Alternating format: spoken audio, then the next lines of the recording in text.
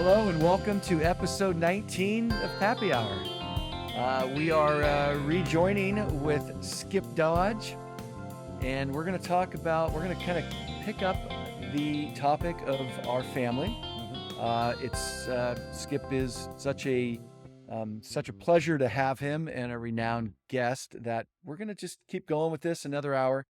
And we're going to talk about a lot of the family, our connection, and we're going to just talk about Skip's life and 80 years of, it's like a Jimmy Buffett song, 80 years of perpetual motion. Yeah. He's about ready to embark on a new career at 80 years old. He's going to tell us about that.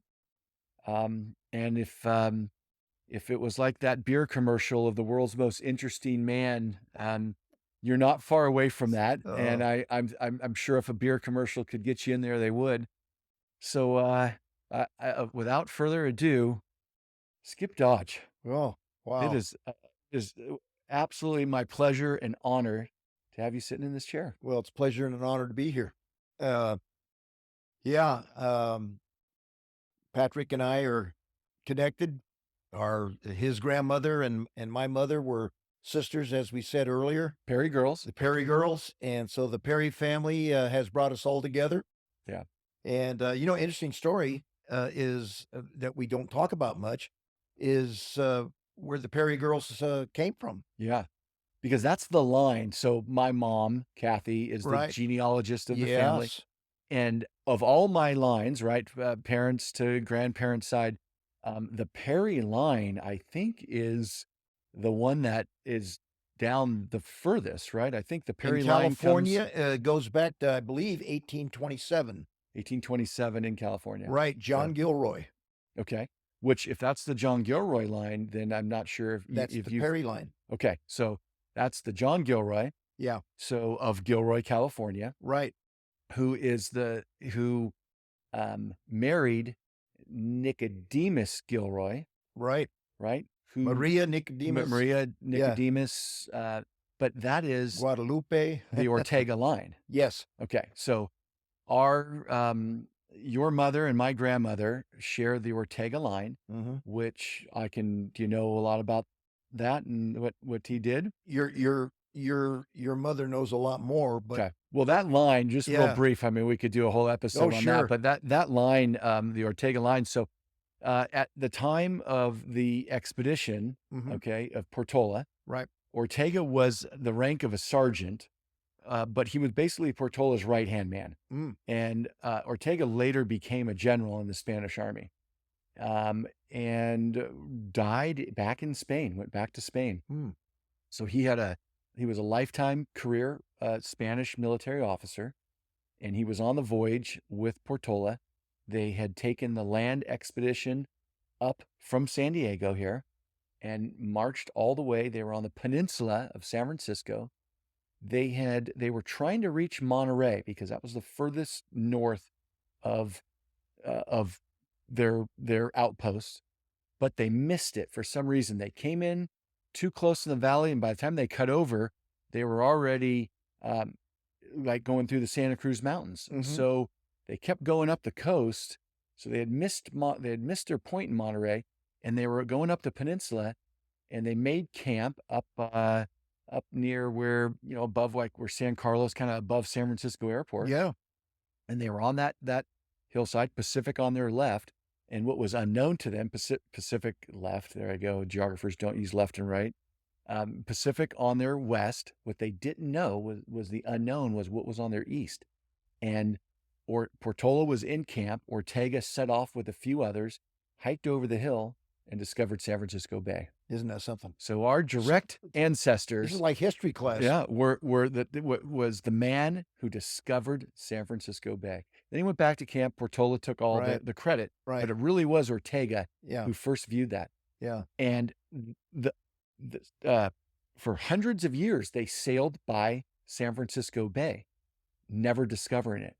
So San Francisco Bay, and this is a great stat that probably a lot of people don't know about, was not discovered by sea. It was discovered by land. By land. Yeah. Yeah. And then they walked around it. So they went down to El Viso and they cooked around. They went up towards Oakland.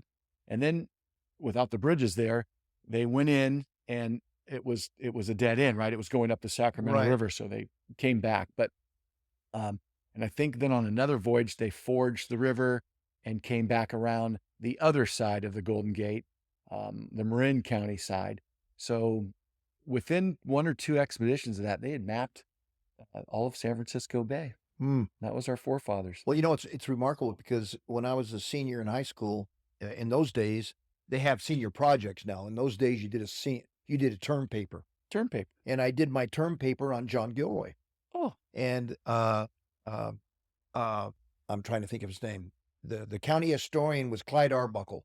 oh, Clyde Arbuckle, And he- famous county Oh historian. yeah, and written Clyde tons of books. Clyde was a great customer of ours at the Lincoln Glen Market, Really? and Clyde was in the store every other day. So when I told him I wanted to do a my term paper on, John from what Gilroy. I understand, is my great Great whatever grandfather, Yeah.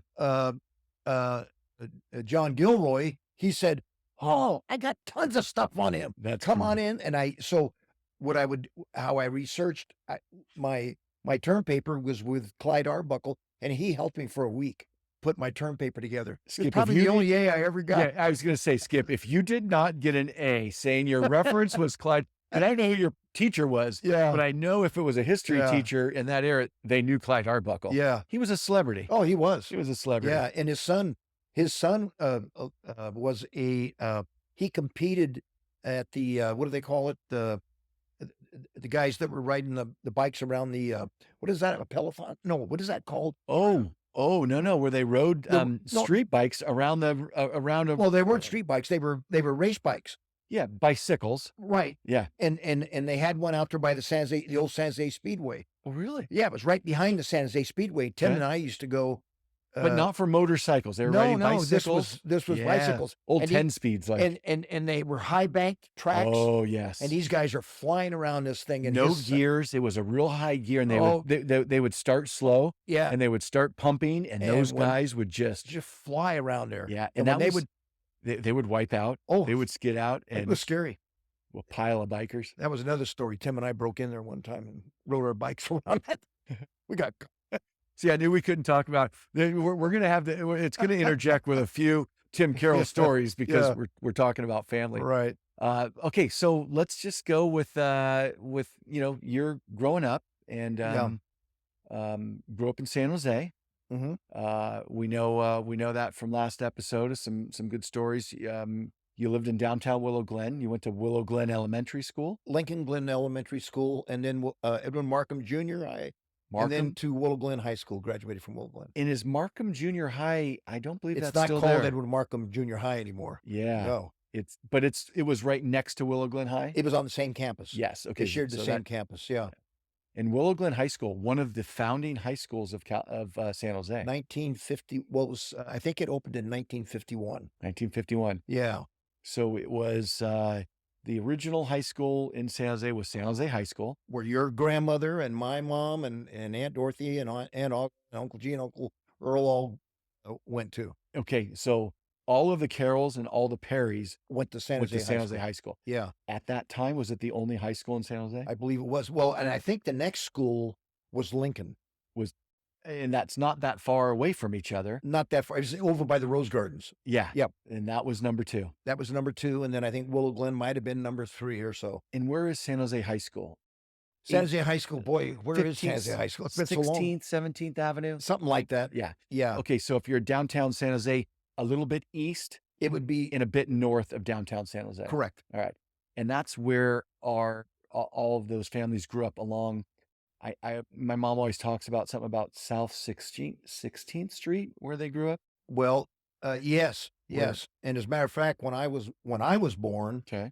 we were over on North 15th Street before we moved to Lansford Avenue in Willow Glen. Okay. I can remember. Now, listen, I was 3 years old when we moved to Willow Glen. Okay. I remember parts of living over on 15th Street. Really? Yeah. Okay. Yeah, I can remember All we- little World War II, post World War II bungalows, Yeah. or were those houses Oh built, no, those were built in probably the 30s, 20s and 30s. 20s? Okay. So Yep. little bungalows, Little built in the tiny 20s. homes with the old floor heaters. You Okay. know, Yeah. and my dad I had a habit as a little boy. Take the wooden hanger and stick it down into where the flame was and And catch and light the hanger on fire. and yeah. And so I can remember getting reprimanded. Yeah. I can remember. And then I remember one day when my dad came home from Don't work. light the hangers on fire, Yeah, Skip. when my dad came home from work, Okay. uh, he walks in the door and he smells smoke. Not a good sign. And he comes up to me, and I remember him. I can remember this. Now, I'm only 2.5. Yeah. I can remember You're this. under 3. Yeah. And I've got the wooden hanger hiding it behind my back with smoke coming up He was behind sending me. a smoke And signal. he's asking me, "Did you stick a hanger?" Man, No, sir. I remember getting whacked on the butt with that hanger. Oh, that's classic. Yeah, yeah, You have an incredible memory. At 80 years old, you can have that clear of a vision yeah. at 2.5 or 3 Oh, years I old. remember Alice Patola across the street. I can remember. Now, where'd the Perry girls grow up from there? Weren't they close to there? Yeah, Okay. like So you your said, mother I grew think up. they were over by, I want to say 16th Street. Okay. It rings a bell with So me. they're your mother and your father only lived 1 block over from Oh, where they actually, grew up. no. Well, no, because no, this is where we lived when they got married. Okay. So when my mom and dad got married, they had this little house over on 15th Street, Yes. and that's where I was born, and my sister Sandy was born. Okay. And I think we were both. I was born at I think we were both born at San Jose Hospital. Okay. And then we moved to Willow Glen, and then off of Kirtner, Lansford Avenue, off of Kirtner. Yeah. And I believe we moved into that house in 1946. And if I recall, my folks paid $4,800 for that house. $4,800 Yeah, for you ever Zillow the address? Do you remember the address? sure. 2276 Lansford Avenue. 2276. Our phone number was Cypress 22746. Cypress 2. What was it? 22746, and our address was 2276. Ironically, or did they do that? No, that's ironically. Okay. All right. Yeah. Just random. Random, yeah. Okay, so that's when a phone number had 1 letter and 4 numbers. 2 letters. Oh, so it was Cypress, so it was CY. oh, CY. Oh, Cypress. You used 1 word for 2 letters. Yes. Oh, that's a rare. Okay. Yeah, it was called, and then it went from Cypress to Andrews. And our Andrews number was Andrews 95048. Okay, and what was Andrews? AD? AN. AN. Well, that's tricky because that's not a military um what's the word I'm looking for? It's not a police Alpha Bravo. Right. Phonetic. It's not a phonetic of the military or the police department. It was just random words. Random Cypress. words. Cypress, Andrews. Yeah. Okay. I know my grandma's in Capitola was GR5. Mm-hmm. GR5. I don't remember what the GR was for. Yeah. But it was letter, number, and then 4 digits. Yeah. GR5. And we had a 3 or 4 party line. 3 or 4 party. That means that you had a shared line. You had shared line. And so if you picked up the phone to call somebody and somebody was on the phone talking, you could hear them talking. So you could just pick up your phone and listen to your neighbor's conversation. They knew when yes, you could, but they knew when you were listening. They could tell. That's crazy. They could hear the click. That is. So I mean, that's People Magazine 1930 style. I got on the phone and boy, you should have seen what Mrs. Robinson was talking about. Yeah, especially if if you needed to make a phone call and somebody was on the phone for an hour. Yeah. And so I mean, more than once there was a couple little arguments. Well, then you would if you had an emergency, you would say, "Please hang up. I need to make an emergency call." Yeah, exactly. And yeah. But it was weird. That is just amazing how your life is now what you have in your pocket there is the power of what IBM had in one entire building full could be all put into that phone in just your lifetime. Yeah. Well, too, when you really think about it, if you take a 100-year snapshot and look where aeronautics has gone from 19 Called 1911, the Wright brothers. Well, look, even 1923 to 2023, 24 now, of course. Yeah.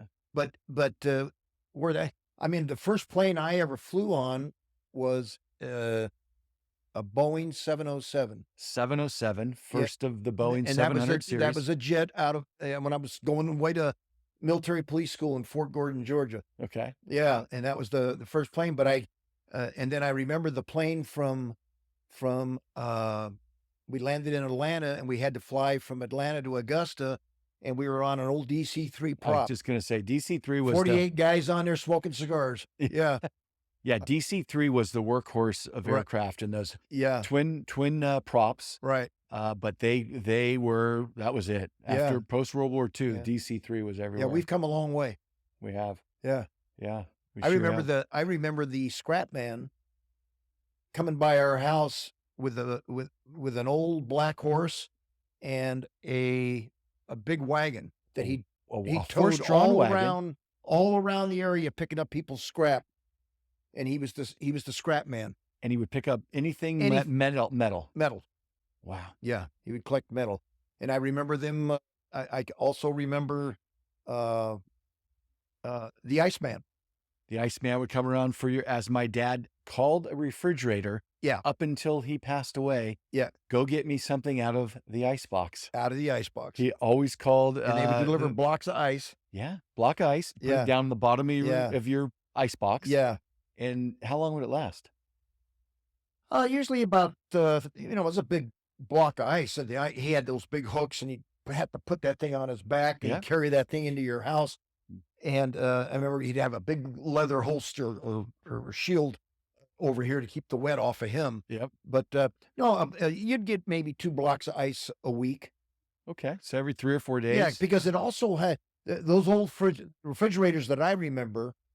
They did have some sort of a cooling device, but it couldn't cool the whole refrigerator. But It it would would help. move the air around. Yes, and it would Okay. just enough to keep the ice so it would last a little bit longer. Okay. Yeah, But could you keep ice cream in it?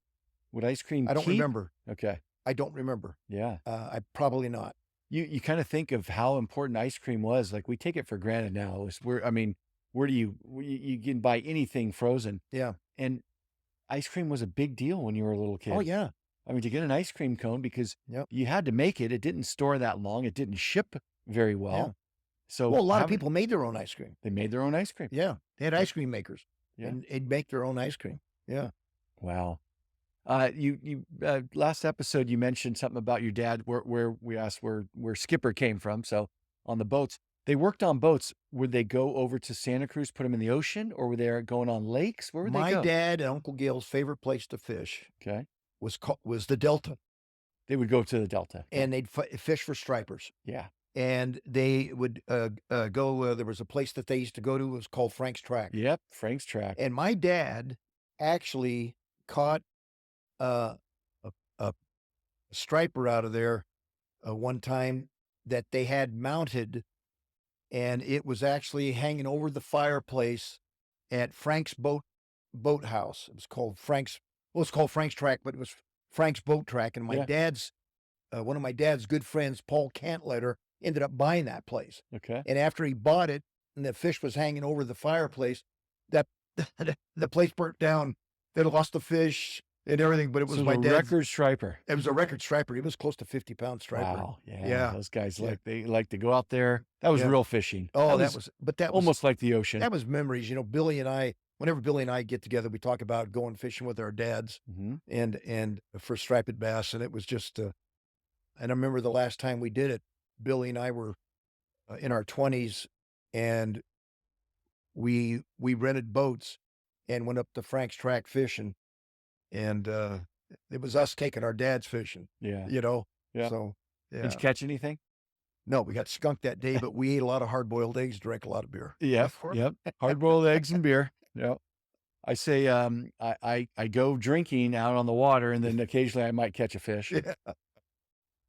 Yeah, it was a lot of fun though. Those were great times. I've only done. I'm not a big fisherman, Yeah. and it's probably just because I've never had the patience. Mhm. It's something that maybe I'll grow into in retirement and start doing a little more of. But being young, I didn't have the patience. Yeah. I could hunt because you were always active. So it would be, going hunting, at least you can shoot something or just fishing. I think what it was, for me, it wasn't the fishing, although it's a thrill to catch a nice fish. Uh, uh, and and the hunting, it's great to have venison or elk meat in your freezer, stuff like that. But the thing for me, more than anything, uh, it's the camaraderie with either your dad or your son or your best friends, Yeah. and it's just a time to get out in God's beautiful kingdom Yeah. and enjoy what He created for us. Yeah. And so uh, I think, and especially the older I've gotten, I still hunt. Yeah. I Yeah, know. I mean, Killing a deer at 80 years old? well, my buddy Pete, we started kindergarten together, and we've been hunting together for many, many years. And uh, we didn't go last year Okay. because we didn't get drawn. That's what happened. We were Right. going to Wyoming, and we didn't get drawn. And but uh, we're probably going to go this year. All right. But we got smart because at 80 years old and you shoot a buck down in a canyon, you have to bring him out. It's a lot of work. That's a lot of work. Yeah. So we decided that what we would do was we would get two young guys Okay. and pay for everything for them and teach them what we know about hunting, but they're going to be the goats. Yes. And so Pete got his grandson, Okay. who was in the Air Force and he's stationed in Montana, Jake. And I got Jason, who used to work for me uh, at the pest control company that I own. And Jason is now the head of all pest control for the San Diego Zoo and Wild Animal Park. Oh, great. Yeah. So, uh, Those are your billy goats. so those are our billy goats, Good. and Good. they've had a blast. Yeah. They love it. They can't wait to go again. So, Yeah.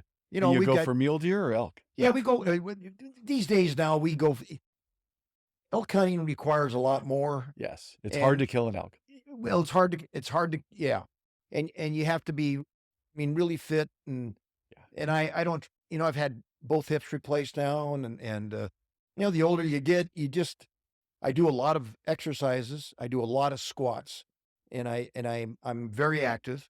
Yes, you I are. still run my company. Tremendous shape for 80 years Yeah, old, and Skip. so but I don't trust myself anymore of, walking around the mountains. I'm not as sure-footed as I used to be. Yeah. Yeah. Yeah, so That's it's more now about just the being together, Mhm. and it's the planning, it's the driving, just getting there, Yeah. and we have such a great time, and we do what we're doing right now. We talk and share old stories and talk about old friends. Yeah.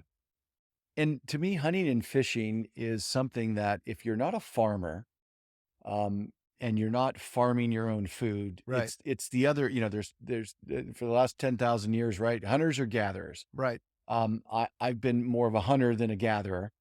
Uh, So to me, it's just going back to providing your own food Yeah. source. There always hasn't been somewhere you can run down to Costco or run down to Yeah. Vaughn's and fill up a cart and hand them a credit card. Yeah. Uh, you need to provide your food. Right. So I've always gotten a really big rush out of um, obtaining something, either by hunting or gathering that you could eat. Yeah. It's a Well, cool feeling. so much of it was brought on by your grandfather It was. He was to a me big because he hunter. loved to hunt. Yeah. And I can remember the first time I think he'd gone to Colorado on an elk hunt, and he brought us, and I was just a pup, but I remember those elk steaks that he brought to the house, and my mom fixed these elk steaks, Yeah. and I thought, oh man. And then he was telling me the stories of his trip, and I just said, man, that's something I want to do. And so I started hunting Yeah. at a young age. Yeah. With because he was very active. Now the Carrolls always hunters. Did they did did No, the family always hunt, or was it just my grandfather Bud who I think- was the hunter? Well, he's the only one that I realized because I got really, I was very close to Jim Carroll, Yes. Uncle Bud's older brother, Yeah. Babe and Jim. Did And- Jim do a lot of hunting? No, Okay. but Jim was a tremendous horseman, Yes. and I had a love for horses since I was a little tiny kid. And Jim was a breeder of registered quarter horses, Mhm. and he had a very expensive mare and a very expensive stud horse, and he had about 20 brood mares. and I believe most of those brood mares, Ronnie could correct me here if I'm wrong, but I Yeah. thought he had gotten a lot of his stock off the King Ranch in Texas. I don't know why that sticks in my Okay. head, And but that was a famous breeder that's a of, famous breeder of horses, yeah. okay. And his stud horse was Hypo Dunn, and I believe he was out of the lines of Old Granddad, who was a famous registered quarter horse. Old And Granddad, Kentucky name. yeah, and then there was on the dam side, one of his brood mares was Pocolette, and she was out of Poco Bueno, who was another very, very probably one of the most expensive uh, stud fee horses Okay, ever. so this was a stallion This was for a this. stallion Okay. horse, yeah. And so I got what happened was uh, Hypo Dunn, Jim's stud horse, and one of his brood mares, Pocolette, bred and got this beautiful foal. Well, the problem was the horse was born what they call splay-footed, Okay. like this, uh, the opposite of pigeon Okay. toe. Pigeon toe being this, he was what they call splay-footed, All right. and they thought that it could affect his knees and his legs So he as he got older. wasn't gonna be a Right, racehorse. and so Jim and your Uncle Gene, Mhm. the vet, said if we it's like children when they're born with Sure. bad legs and they Put the put them in braces braces on. on them and everything. Said what we can do is the way we trim this horse's feet, we could gradually get him from here maybe to here. Okay. So uh, so Jim made me a deal, and I remember I paid $400 for this 400. yearling foal and a little gilding, and uh, his name was San Felipe. Registered name was San Felipe, and Jim called him Skipper. He always called him Skipper's horse. Skipper's horse. Yeah, Or just call him Skipper. yeah, and so uh, what we did was Jim was a phenomenal horseman. Okay. Jim, I don't know how much you know about his, I didn't know enough because he horsemanship. passed away when I Yeah, was probably 10 years old, but I'm going to tell you what, he was as yeah. good a horseman as anybody in Santa Clara Valley. This guy Okay. really knew his stuff. And I can remember him riding Hypo without a bridle and just sit in the saddle, and he'd take him full gallop down the roping arena, and all he would have to do is sit back in the stirrups and go like this with his hands, so the horse could see this, and that horse would come to a skid stop. Really? Oh, and he'd spin that horse. No reins No or reins bridle? or nothing. That horse was all cued off of his knees, his feet, and his hands. Really? Oh, he was wonderful, wonderful trainer. Wow. That So he was taught me a lot about horses. You could probably compare the knowledge of what I have of a horse and put my knowledge in a thimble. You'd need a 5-gallon jug for Jim. Jim was a fun, and I loved that man. He was such a Yeah. good guy. And but yeah. So anyway, the horse turned out pretty good. And that's when Ronnie and I got really, really close. Yeah. And we did a lot of we would go up to the Palazzo Ranch and run cattle for Bud, and we would spend a lot of Palliser time up there. Ranch east, where Henry Coe State Park Right. is. Yeah, just to the south. east of Morgan Hill. Right, right, and actually right close to the Coe Ranch, which was left of the Coe Ranch. I Oh, think, so the Coe Ranch was actually a working ranch. It was a that working turned ranch, into Coe Park. and the foreman was a fellow by the name of Charlie Magini. You remember Charlie? Do you remember that name? I remember the name Magenti. Because Charlie was the 1927, 28, 29 world roping champion, Okay. and another wonderful horseman. Matter of fact, I took Skipper, or San Felipe, but we called him Skipper's horse. I took Skipper up to Charlie's place because I wanted a finished reining horse.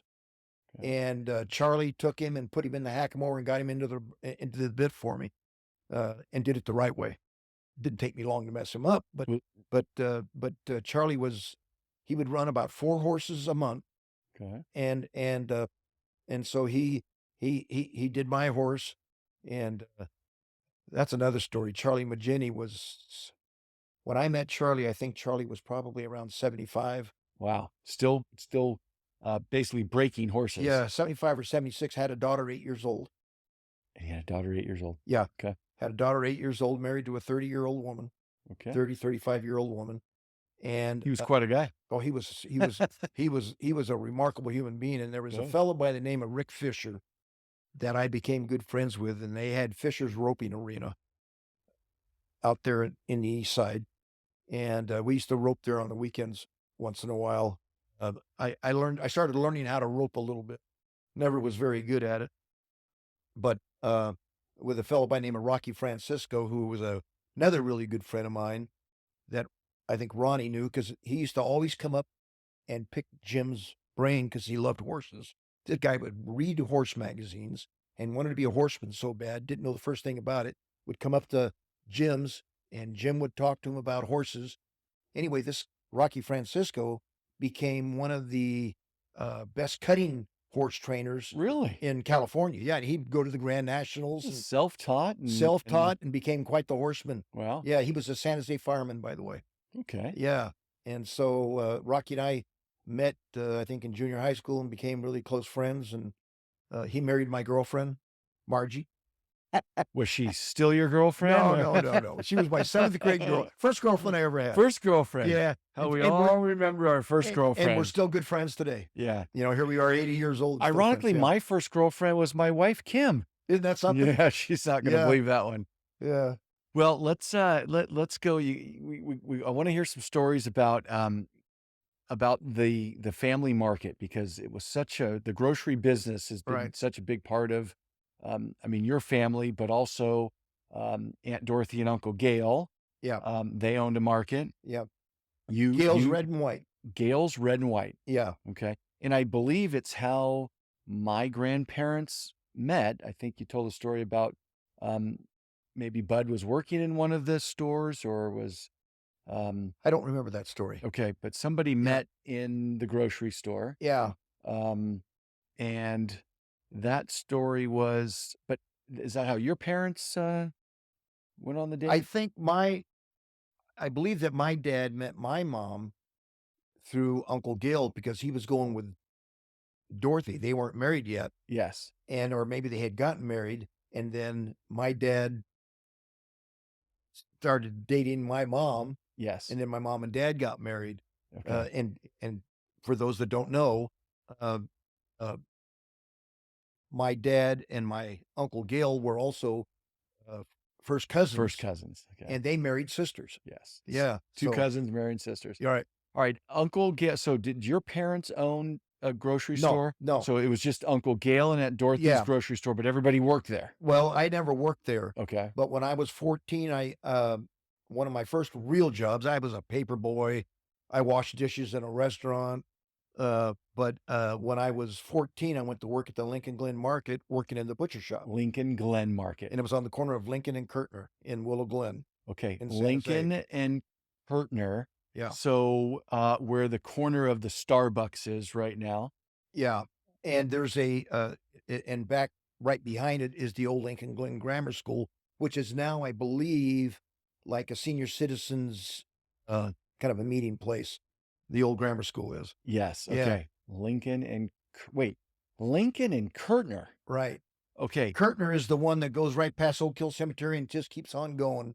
Yes. And then Lincoln is the main street that runs through Willow Glen Sure. and runs north to south. Yes. And Lincoln and Kirtner now, that's not the start of what we'd call downtown Willow Glen now. No, That starts at Minnesota. exactly. Yes. So that's about probably 2 miles South. south. Yeah, Lincoln and Kirtner. Right. So there is so Lincoln and Kirtner is where there's a gas station there, but there was so there was a market there Yeah. on which corner?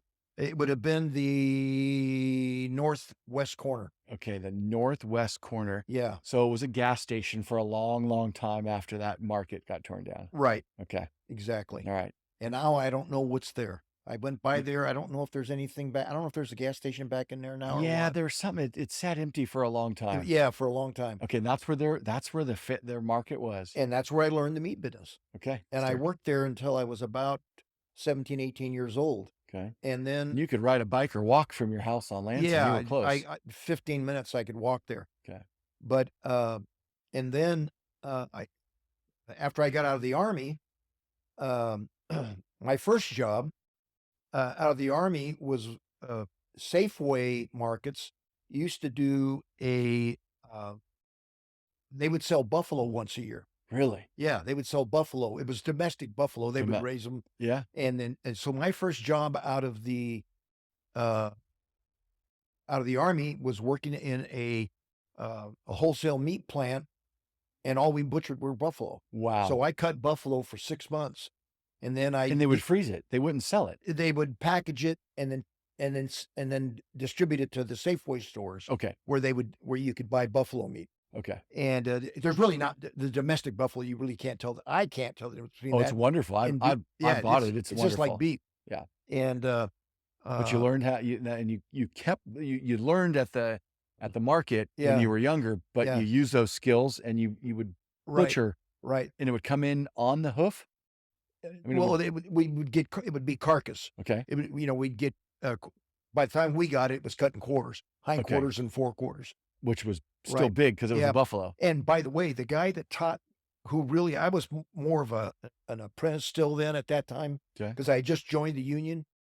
And so I was still considered an apprentice, and I had to be an apprentice for like a year or whatever it was. Then you could get your journeyman card. Well, the guy that was teaching me, taught me a lot of stuff while we were cutting buffalo, was a World War II German paratrooper. Oh, I wow. think they called those guys black boots or black legs or something like that because they had black uniforms. And he told me some very interesting He stories. survived the war and So then immigrated to the and US. immigrated to the United States and taught Skip Dodge a lot about cutting meat. Wow. And his name was Rolf. Rolf. Yeah, I don't remember his last name, but it was Rolf. Yeah. And but a nice guy. Nice guy. Interesting story. Yeah. Well, and it's amazing how after World War II, someone like that, the immigrant, another soldier that would have, a U.S. soldier, veteran, would have no problem talking to him. Yeah. Yeah. There was not that hatred No. that like war was over, we won. Yep. Yep. He knew he lost and he Yeah. came to America and he was happy. Oh, happy. He was an American. Yeah. I mean, this guy was a full-fledged American. He Yeah. was a very patriotic guy Yeah. and thankful to be here. Yep. Um, but yeah, and then what happened was I went to work for the San Tomas meat market, and the guy that was managing the meat market, uh, he was a surly old guy, and I was still a young guy and probably a little bit of a scatterbrain. Not But a you were little, making good money, but I so was this was making a good decent career money path. anyway. That was the only job I ever got fired from. Okay. He fired me because he said my mind was on the girls and not on what I was doing. That's what he always told me. And he told me, he says, you ought to find a job outside of the meat business. So about 3 years later, I owned my own meat market Okay. at the Ben Lomond Super. You started the Ben Lomond Super. You bought that store, Well, or you started it? no, myself and Rich Kissel, leased the meat market. Okay. We leased the meat market from Bob Lyons and Herman Ives, and the four of us were like partners. But we ran all the meat department Oh, within the grocery within store, the you ran grocery the store. meat market. Yeah, and Okay. we had a business that was Wow. with it. It was a matter of fact, it was he and I that got in the horse racing business. He actually got me in the business, Okay. and we were called the Ben Lomond Stables. But we were the second largest stable at Golden Gate Fields in Bay Meadows. Really? Yeah, we at one point we had about 22 head out there running, 22 horses. You owned all of them all of them. and ran them, and then one would slow down. You'd sell it off. Well, whatever get a would new happen, one. the horse racing business is, it is a big turnover. But there was a famous horse jockey back in those days. Anybody that's ever knew anything about horse racing by the name of Willie Shoemaker, Okay. and Willie Shoemaker was the guy, Okay. and he actually ran one of our horses. Really? Yeah, You had to pay him a lot of money because he was. we had to, but we had a filly by the name of Windy Sill that had not won a race yet, and we'd run her like 6 times, and what they a call it, 2-year-old, 3-year-old. 3, 4-year-old. Okay. And she hadn't won a race yet, and so we were running her on the dirt. Well, we got a new trainer, and he said if there was ever a turf horse, it's this horse because Okay. you either run on a dirt track or then at Golden Gate Fields they had dirt and the turf track. Yes. And so he said, this little horse is going to make a good turf horse. Okay. And he says, it's going to cost you guys a little bit of money, but I think we should bring Willie down from Santa Anita or up from Santa Anita and have him run. And he ran, and it's a shorter track. Okay. Well, Willie took that windy sill around the track and we won by 10 lengths. Wow. On a short race. Wow. And this horse won us a lot of money. And how much do you remember how much it was? Oh, Because what year are we referencing? Oh, this would have been 1972. Okay. 72. Around 72, right around there. All right. 71, 72. And, but anyway, that stable, when I left, I sold my share of the business in 1976. And I always had a dream of owning a business up in the Sierras. And so it was then that I sold my share back to Rich and bought a store up in the Sierras. That's when you moved to Gray Eagle. And it was called the Dodge House. And then we opened up a pizza parlor next door that was actually connected to the store, and that was called Goombas. Yeah, I remember going in there. You had the market and the pizza place. Correct. Yep. Yeah. Okay. And I want to touch one back thing. So we love facts on Pappy Hour. So how much for that big race? Do you remember how much you won? Yeah. That race there, I think the purse on that, again, it was 1972. Yeah. I think the purse was like $3,800. Wow. That was big money because for $40,000 you could buy a house. Yeah. So yeah, it was a lot of money. Yeah, it was pretty cool. Yeah. But we had another horse though that we bought. Our very first horse was a horse by the name of Jim Fig. Jim Fig. Jim Fig. And it was spelled, and if you write it down, it was Jymfyg. You write that down, it looks like somebody threw a bunch of letters and they just like landed that way. Yeah. And so this was a horse that had, was bred by this guy. I don't remember his name, but the horse had never won a race. Well, it broke its maiden. It's what they call when you win your first race. It's called breaking your maiden. And so when he broke his maiden, but he never won another race.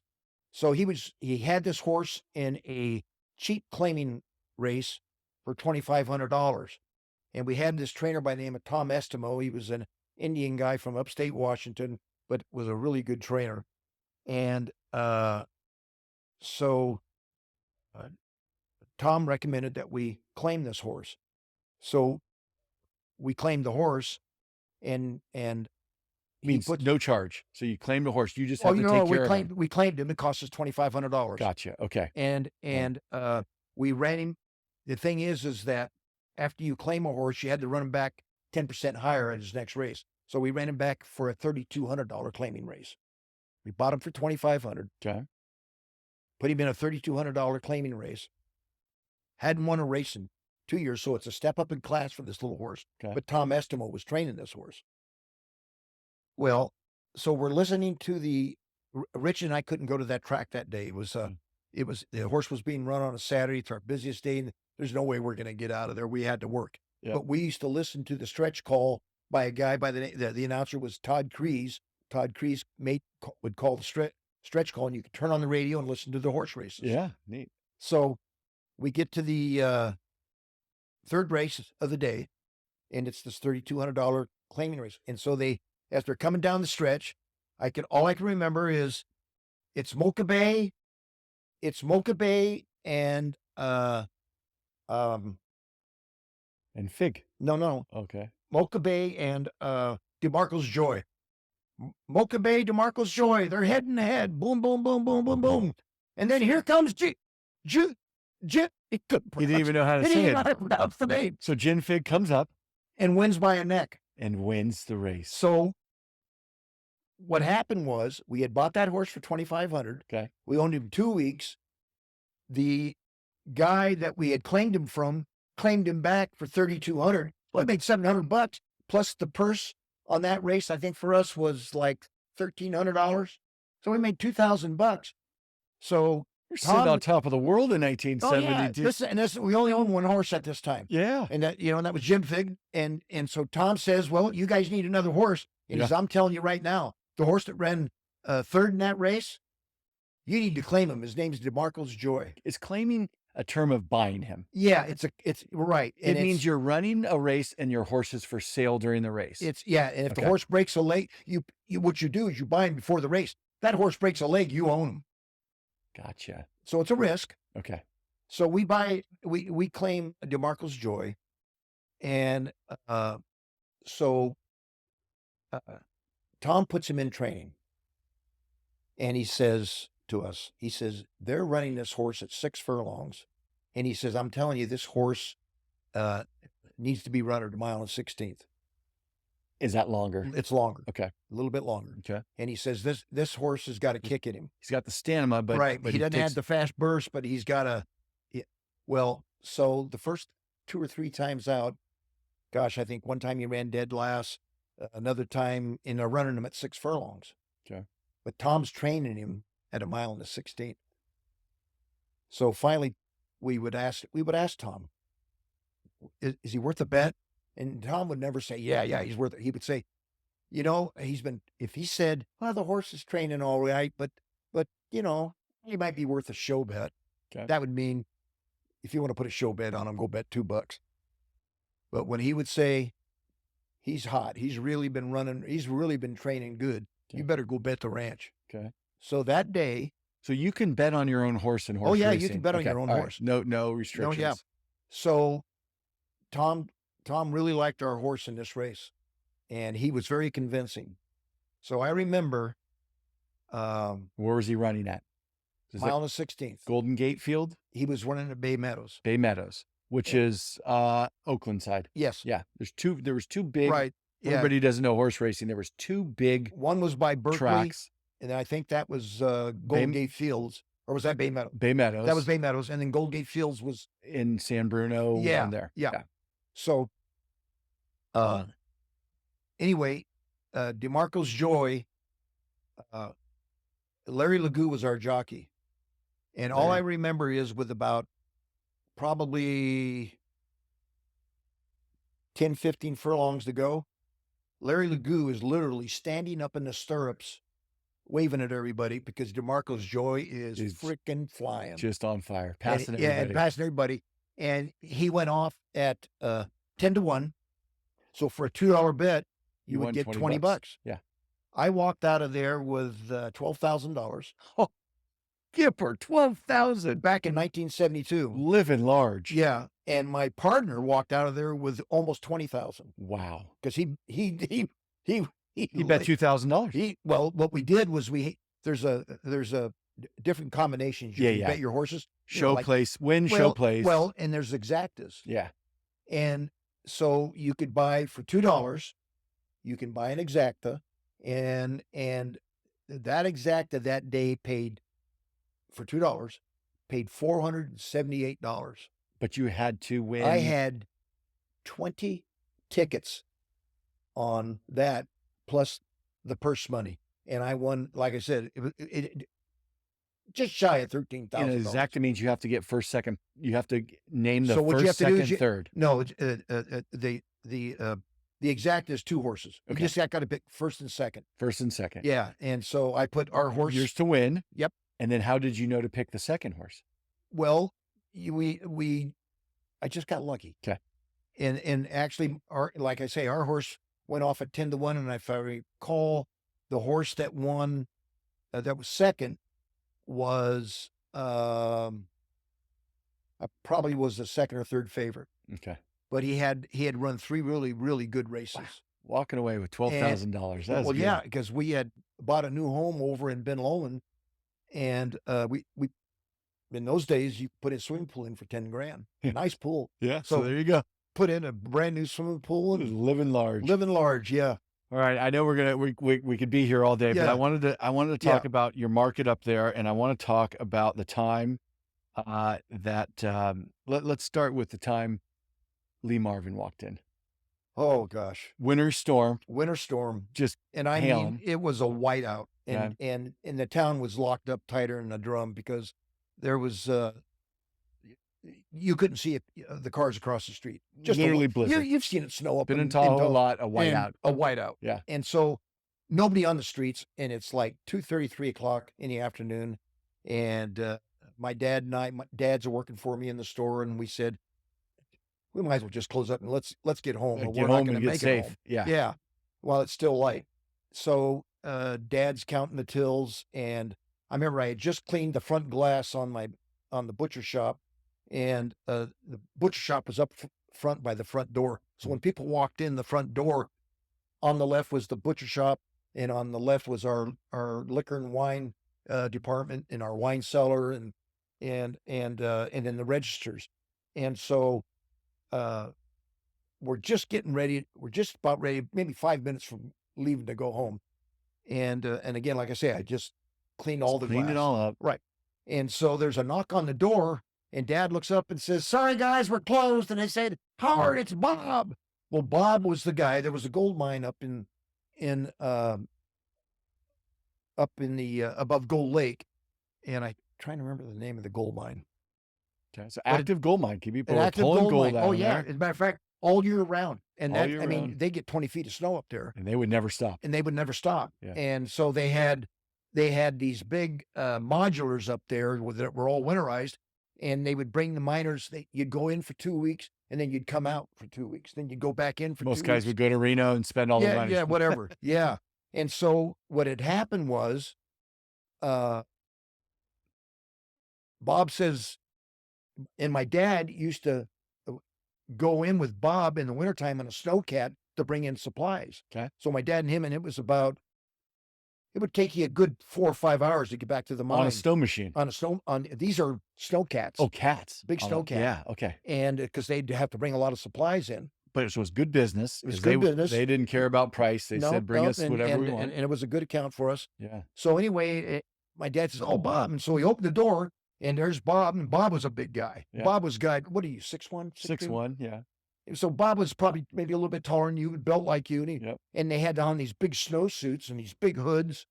And then there was another guy standing next to Bob that was probably another 2-3 inches taller than Bob. And they said, "Hey, Howard, is there any way we could get a cup of coffee and a sandwich?" Because we had a deli in the back of the store. Yeah. Dad says, "Sure, come on in." So they come in. Well, this bigger guy is just covered in snow, and he just is beat, and he literally falls back on my meat counter, and the water dripping down like Shaking off like a Labrador. yeah. And the guy pulls down his hood.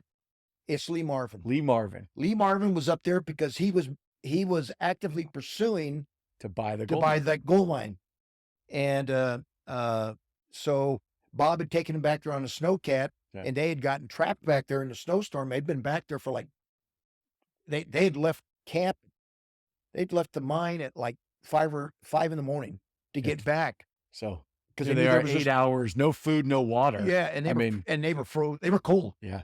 So we went back and we sat down, and sure enough, there's Lee, Lee and Marvin. he is without a doubt the most reserved, nicest, humorous, wonderful guy you'd ever want to meet. Yeah, that's neat. And we sat back there in the back room listening to stories. Mhm.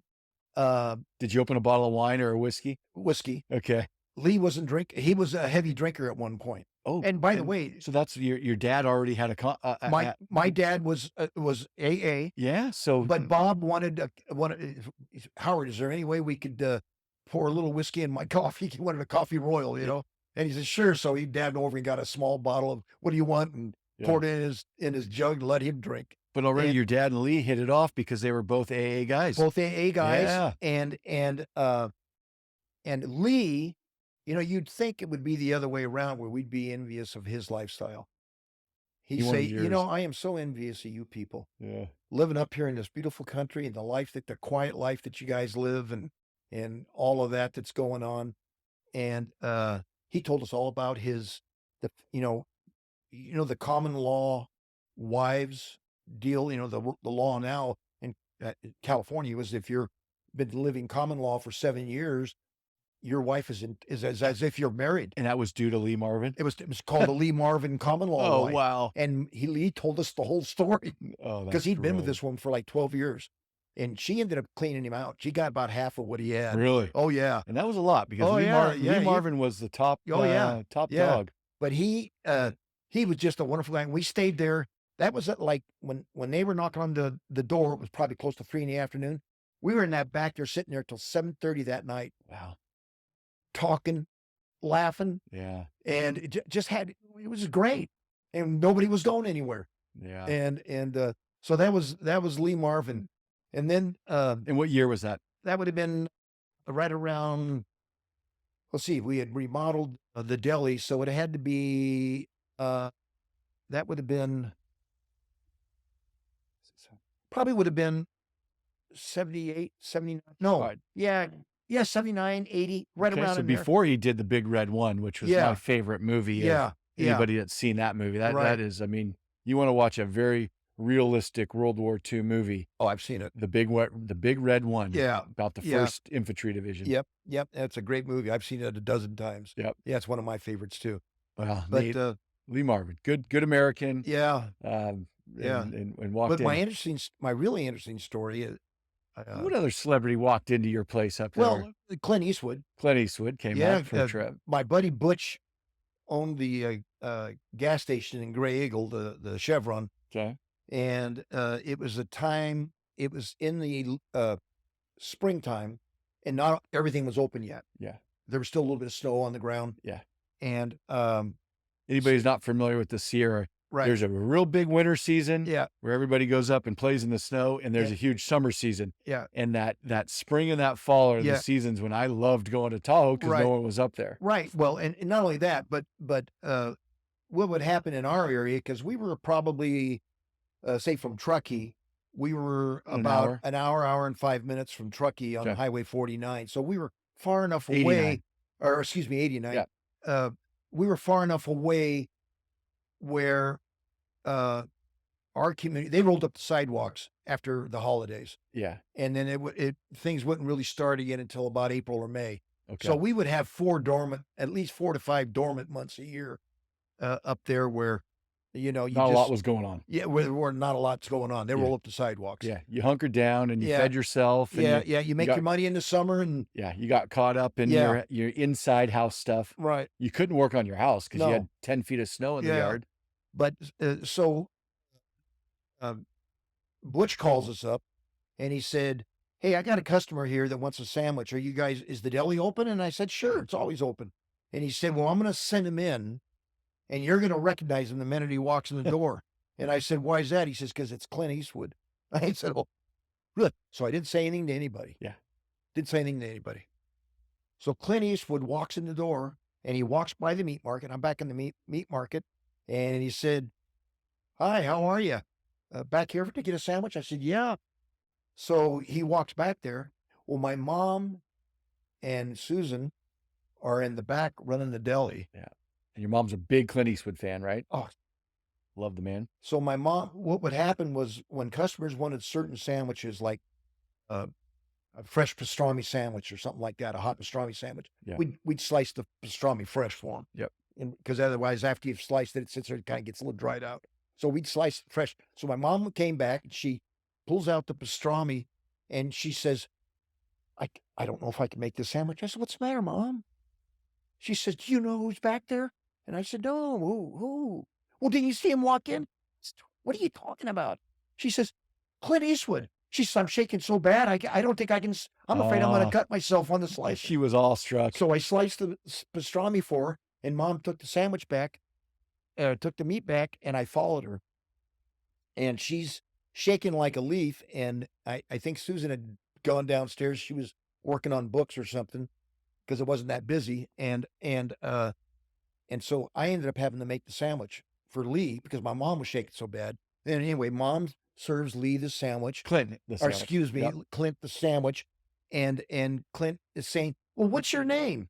And she says, "Well, people call me, my name is Fredra, but everybody calls me Freddie." He says, "Well, Freddie, can I have a beer back here?" She says, "Sure."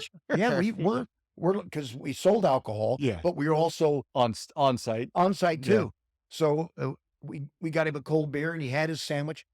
And so Lee's walking around the store eating his sandwich, drinking a beer, and he goes by the meat market. Well, what I was doing back there was I was making Italian sausage as you. He Okay. says, "Are you making sausage?" I said, "Yeah." She says, "You mind if I watch?" I said, "No." So I'm watching him. He's watching Clint me, Eastwood is and watching you make yeah, sausage. and so he says, "Is there any way you could package me up about 4 1-pound packages?" I says, "You want the hot or you want the sweet?" He says, "I love sweet." I says, "Okay, this is gonna be the best sweet you ever had too," I told him.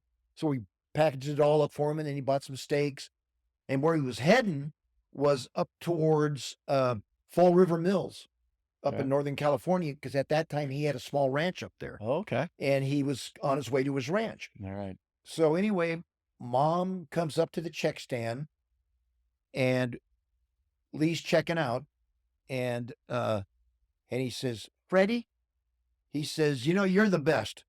He said, "Do you own the store?" She says, "No, my son does, the butcher, and his name is Skip."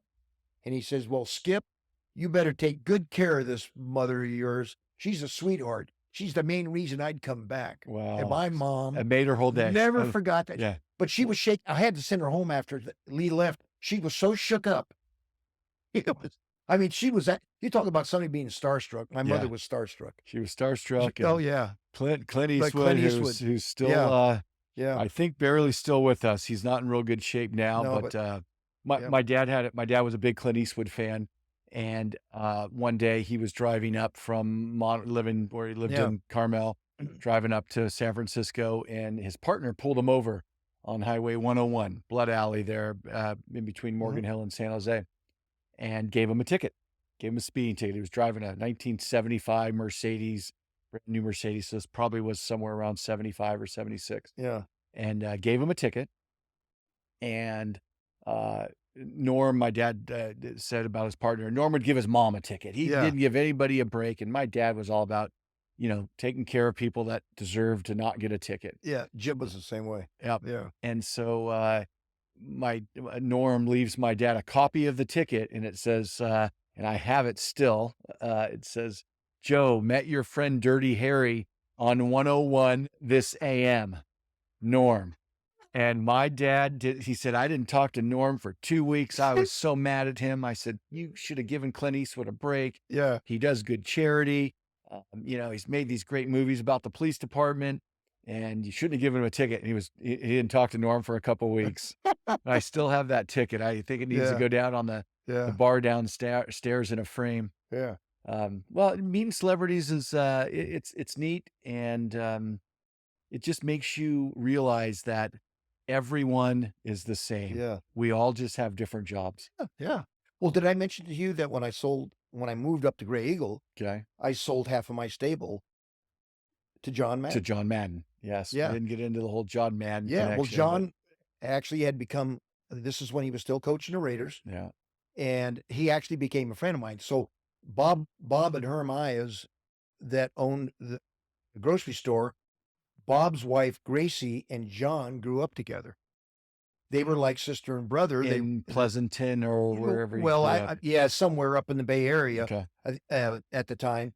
But their families, they're both John's parents and Gracie's parents all went to high school together, Wow. and they were like, and they each only had one child, John and Gracie.